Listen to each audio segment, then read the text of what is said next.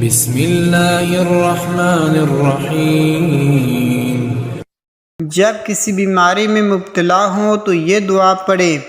جب بھی آپ کے اوپر کوئی پریشانی آئے یا آپ بیمار ہو جائیں یا آپ کے گھر میں کوئی بیمار ہو جائے تو آپ یہ دعا لازمی پڑھیں۔ انشاءاللہ تعالی اللہ تعالی آپ کو صحت عطا فرما دیں گے۔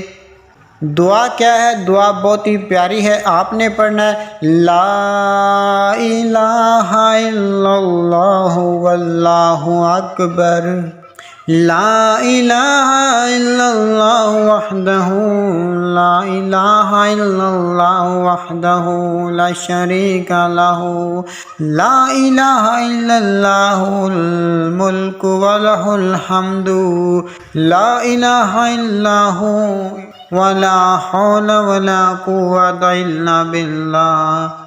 ترجمہ بھی سن لیں۔ جو شخص بیماری میں یہ کلمات پڑھے اور پھر مر جائے تو اسے جہنم کی آگ نہیں کھائے گی۔